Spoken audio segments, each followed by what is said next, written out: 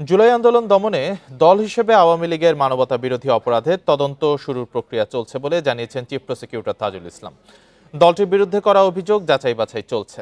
দুপুরে আন্তর্জাতিক অপরাধ ট্রাইব্যুনালে এক ব্রিফিংয়ে তথ্য জানান।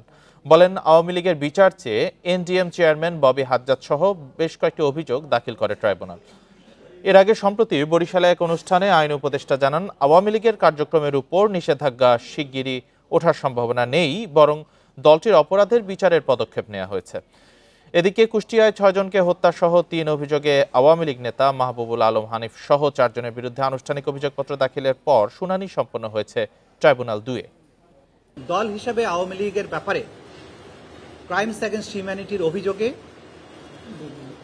এনডিএম নামে একটি রাজনৈতিক দল আগেই একটা অভিযোগ দায়ের করেছেন। আমরা সেটার ভিত্তিতে তদন্ত ইনিশিয়েট করছি।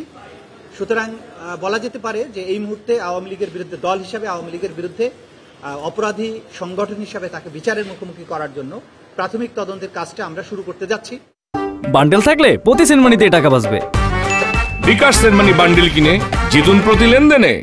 জুলাই আন্দোলনে কুষ্টিয়ায় 6 জনকে হত্যার ঘটনায় আওয়ামী লীগ নেতা মাহবুবুল আলম হানিফ সহ 4 জনের বিরুদ্ধে ট্রাইব্যুনাল 2-এ আনুষ্ঠানিক অভিযোগ দাখিল করেছে প্রসিকিউশন। এ ব্যাপারে আরও জানাতে ট্রাইব্যুনাল চত্বর থেকে যোগ দিয়েছেন সহকর্মী জাহিদুল বাশার। আনুষ্ঠানিক অভিযোগ তো দাখিল করেছে প্রসিকিউশন, মাহবুবুল আলম হানিফ সহ 4 জনের বিরুদ্ধে। এই বিষয়টি বিস্তারিত জানাবেন আমাদের।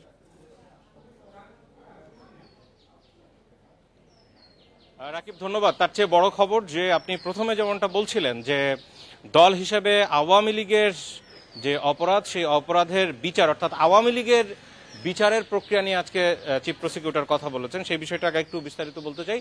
দেখুন, এখান থেকে 4-5 দিন আগে একটি পূজা মণ্ডপে গিয়ে বরিশালে আইন উপদেষ্টা তিনি সাংবাদিকদের প্রশ্নের জবাবে বলছিলেন যে আওয়ামী লীগের যে এখন যে নিষেধাজ্ঞা রয়েছে সেটি আসলে উঠবে কিনা খুব শীঘ্রই, কারণ এগুলো নিয়ে কথা হচ্ছে।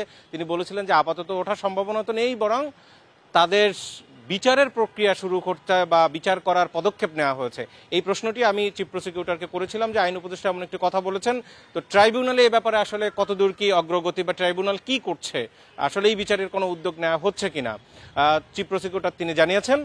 যেমনটা আপনি তার বক্তব্যে খানিকটা শুনছিলেন যে এখানে ববি হাজ্জাজের কথা বলেছেন, এছাড়া আরও বেশ কয়েকটি অভিযোগ এসছে আওয়ামী লীগের দলীয় যেই অপরাধ বা তাদের বিরুদ্ধে যে অভিযোগ সেটি নিয়ে। এখন প্রত্যেকটা মামলার যে প্রক্রিয়া সেটি হচ্ছে প্রাইমারি তদন্তের আগে যাচাই বাছাই করা, এগুলো নিয়ে স্টাডি করার সেই কাজটি শুরু হচ্ছে। অর্থাৎ চিফ প্রসিকিউটরের বক্তব্য অনুযায়ী আওয়ামী লীগের বিরুদ্ধে দল হিসেবে বিচারিক প্রক্রিয়ার শুরুতে যে তদন্ত হয় সেটি হয়তো খুব শীঘ্রই শুরু হবে, তিনি তেমনটি কিন্তু আভাস দিয়েছেন। এবং সেটি যদি হয় সেক্ষেত্রে কিন্তু সেই তদন্ত হবে, তদন্তের পরে অভিযোগ দাখিল হবে অর্থাৎ দল হিসেবে। আর এখানে আরেকটি বিষয়, এর আগে একদিন চিফ প্রসিকিউটর তিনি বলেছিলেন যে আন্তর্জাতিক অপরাধ ট্রাইব্যুনালের 1973 যে অ্যাক্ট, সেই অ্যাক্ট অনুযায়ী কিন্তু এখানে সংগঠনের বিচার করার আইনি সুযোগ রয়েছে। তো সেই বিষয়টা আজকে স্পষ্ট হলো। এতদিন তিনি আসলে এই বিষয়গুলো নিয়ে ওইভাবে স্পষ্ট করে আমরা তেমনটা জানতে পারি না। আজকে তিনি বলেছেন যে তদন্ত শুরুর প্রক্রিয়া চলছে, অর্থাৎ তদন্ত শুরু খুব শীঘ্রই হবে, তেমন একটা আবার দিয়েছেন। আর দ্বিতীয় যে প্রশ্নটি আপনি করেছিলেন যে দেখুন, মাহবুবুল আলম হানিফ আওয়ামী লীগের অন্যতম একজন প্রভাবশালী নেতা ছিলেন। কুষ্টিয়াতে এই জুলাই আন্দোলনে 6 জনকে হত্যা করা হয়েছে, সবাই গুলিতে নিহত হয়েছেন। সেই অভিযোগ রয়েছে, তার বিরুদ্ধে ষড়যন্ত্রের অভিযোগ রয়েছে। এবং এখানে চিফ প্রসিকিউটর তার ব্রিফিংয়ে কিন্তু বলেছেন যে আপনার নিশ্চয় মনে আছে যে ওবায়দুল কাদের আওয়ামী লীগের সাধারণ সম্পাদক, তিনি জুলাই আন্দোলনের সময় তিনি বলেছিলেন যে এই আন্দোলনকারীদের জন্য মোকাবেলায় ছাত্রলীগই যথেষ্ট।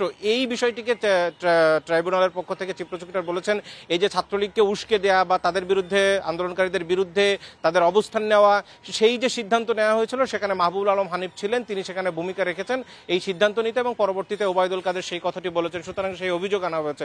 অর্থাৎ মাহবুবুল আলম হানিফের বিরুদ্ধে মোট 3টি অভিযোগ রয়েছে, তার মধ্যে সবচেয়ে বড় অভিযোগ 6 জনকে হত্যা।